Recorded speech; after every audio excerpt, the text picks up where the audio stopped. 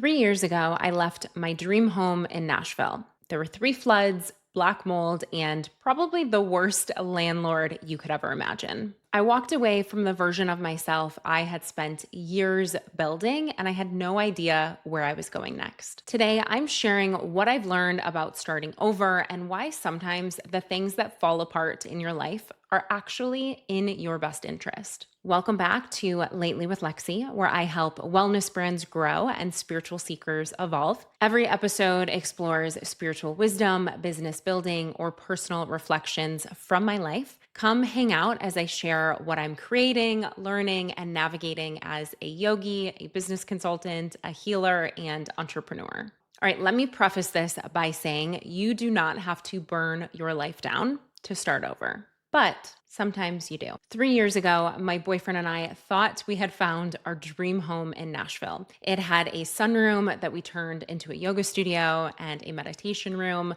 Our basement we converted into a music studio. The backyard had a pool and it backed up to a farm. If you're familiar with Nashville, we had walking trails leading to Shelby Park, and it felt magical. It was this safe haven where we thought us empaths could go and retreat and feel at ease. Or so we thought. Not even a week in, we started to notice some major issues with the home. The sunroom floor was literally sinking in. Then the first flood came, then the second, and the third. Next thing we knew, the roof also started leaking in the middle of our living room.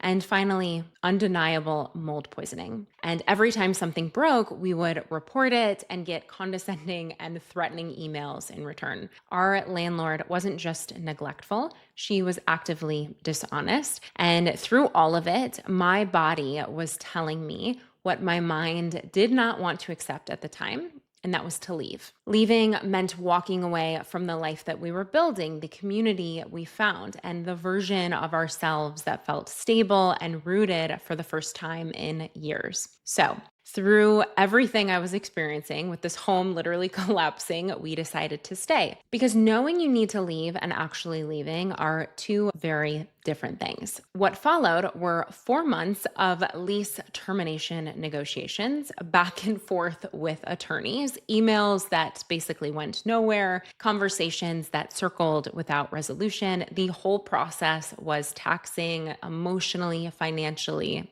energetically. It felt like such a waste of money, time, and energy. And really the worst part was that I felt like I was stuck in limbo. We couldn't move forward, but we also couldn't stay. I remember the day that we finally left, it was really bittersweet because we loved this home initially and we saw this vision in our lives here long term, and that fell short. I wish I could tell you that after leaving Nashville, we immediately settled into our forever home or that I found my new favorite city, but that is the furthest from the truth. So, what did leaving Nashville teach me about starting over? Really, there's three main things, and I think they matter whether you are leaving a city, a relationship, a job, or just a version of yourself that doesn't fit anymore.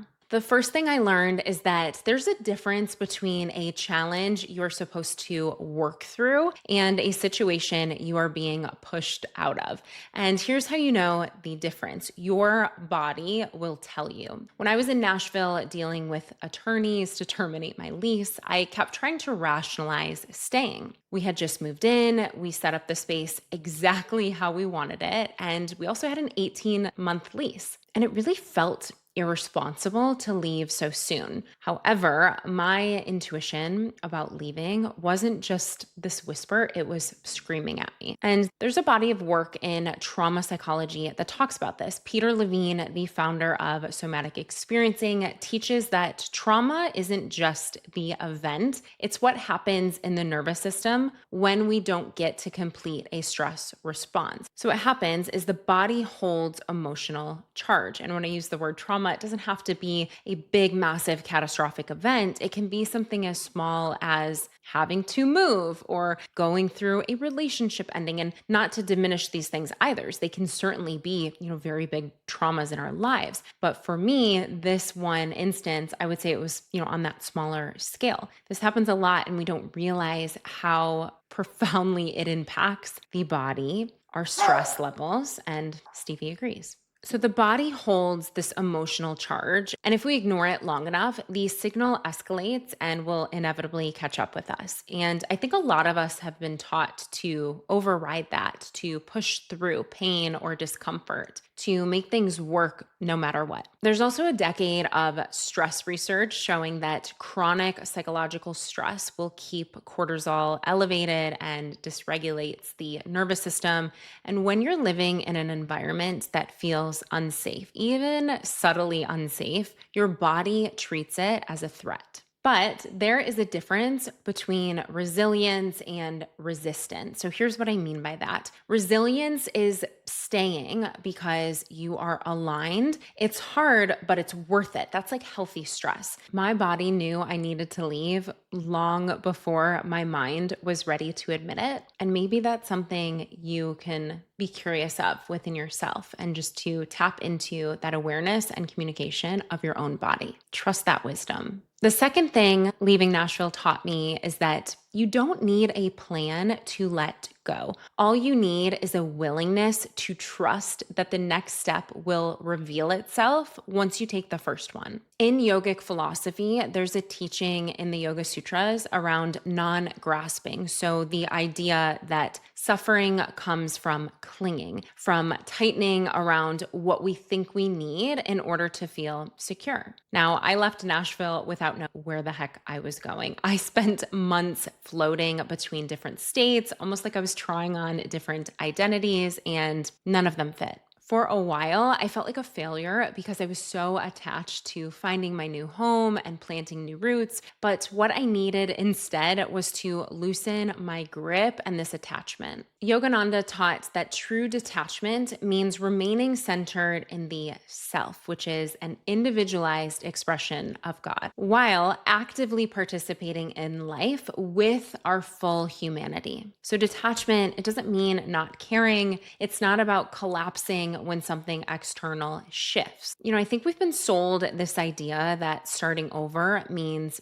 you have to know where you're going, that you need a 5-year plan and a clear destination and total certainty before you make any sort of leap of faith. But as someone who's navigated a lot of life transitions, I have learned that's not how it works, at least not for me. And I'm guessing that's probably not how it works for a lot of you either. Detachment isn't about having the answer. It's about releasing your grip on the outcome long enough just for life to show you what's next. So if you're in a season of transition right now and you don't have it all figured out, good. You're not supposed to. Just take that next step and then the next one, and trust that the path will reveal itself as you walk it. All right, and the third thing leaving Nashville taught me is that home was never a place I needed to get to. It was always a place inside of myself that I could access. I spent so much energy in Nashville trying to create the perfect external environment, the yoga studio in the sunroom, the music studio in the basement. I thought if I could just set up all the right things in my space, I would feel settled. But none of that external security held. And I think that's the thing we forget when we're chasing the next job, the next relationship, the next city, the next level. Those are all external things. And we think the external stuff is going to give us the feeling that we're looking for, that safety, that security. But it doesn't, because ultimately it can't. Home isn't a destination, it is a state of being. And once you realize that, you stop needing everything around you to be perfect. You stop needing the external world to hold you because you learn how to hold yourself. So if things feel unstable right now, your living situation, your work, relationships, your sense of direction, I want you to ask yourself this: what is the one practice that brings you back to yourself? What's the one thing that reminds you that you're going to be okay, even when it feels like nothing is going the way you thought or you want it to be going? What is that thing? When you're in the midst of a major life transition and everything feels unstable, it's often a signal to get grounded, get present, start to listen to those signals of the body. So here's what worked for me. And I want to be really honest about this because I think we have a tendency to over romanticize spiritual practice and what it looks like. And let's just kind of leave all that fluff behind. When I left Nashville, I was not meditating every morning, nowhere near. I wasn't rolling out my yoga mat, probably at all. I was certainly not doing breath work or even keeping up with some of my simpler routines and rituals. I would try, but so much of those things felt forced. And that force wasn't what I needed and what I wanted. It just, none of it was serving me. So I had to get really honest about, well, what actually can serve me in this season of life. What my body actually needed at this time was far simpler than I could have ever imagined. It needed movement, it wanted fresh air, and it wanted nature. So that's what I gave it. 2-hour walks in the woods became my ritual almost daily. And there's actually a lot of research on this concept of forest bathing that shows time in nature will lower your cortisol levels and activates the parasympathetic nervous system. So that part of the nervous system responsible for rest, repair, and regulation. So those long walks, they were not random. They were regulating. My body wasn't asking me to plan what was next. It was asking to slow down. It was asking to feel safe. And nature was the place that I could relax into those feelings. Listen, your spiritual practice doesn't have to look a certain way. It is allowed to shift depending on where you are in your life and what it is that you intuitively need or desires. For me, the practice was walking in the midst of the chaos of moving and leaving Nashville. Walking was more than enough. For you, it might be something completely different. Maybe it's sitting by a body of water, journaling, cooking, dancing. Maybe it's getting in your car and driving with no destination. All of these things can help regulate the nervous system if you allow it. So, if you are navigating a life transition right now, spend some time thinking about what is that one thing that you can do to ground. Not the things that you think you should be doing, but the one thing that makes you feel the most at ease. What is that? Start there and trust that whatever it is more than enough. Here's what I want you to walk away with from this episode today. So starting over does not require a perfect plan or having it all figured out before you take that first step.